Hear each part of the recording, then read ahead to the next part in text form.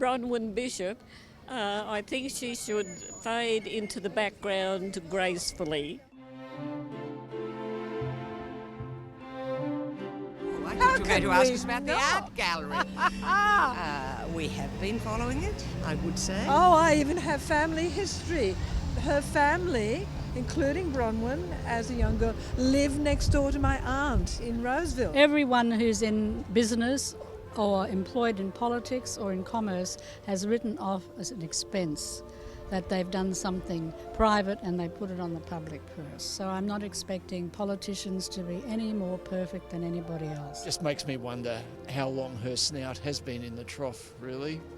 And when you interview someone like this, I don't expect you to cut little bits out to fit the story. My aunt didn't particularly care for Mrs. Setright. Because that is really wrong. That's the mother. Yes. Who was a bit of a scrounger.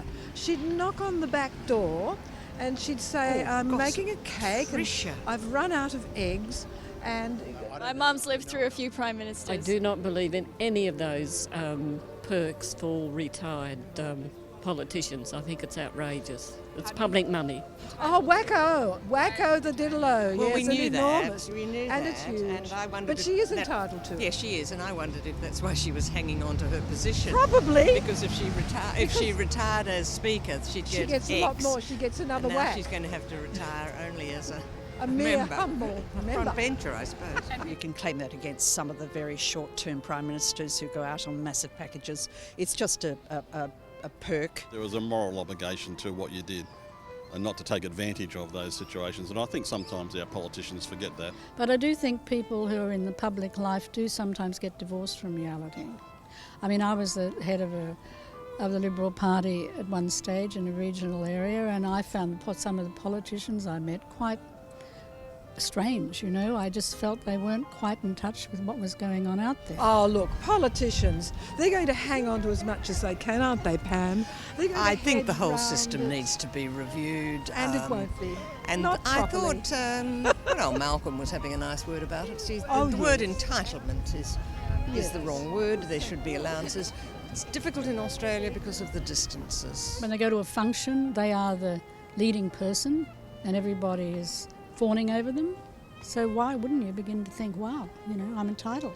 People were so proud to be Australian, but now they're wondering which way Australia's going and they're not enjoying what's happening at the moment. It's meant to be an honourable profession, and I don't know if you took away the entitlements and the retirement packages, you've got to wonder how many people would apply for the job. You know, it's what kind of person is it attracting? Anyway, what kind of person is it attracting? Well, that's proof's in the pudding, isn't it? I'll bet you every politician is looking at his claims record and saying, oh, I overlooked that, I owe you $500, I owe you $1,000. They'll all be doing it, but the thing is no one will be putting it on the ABC.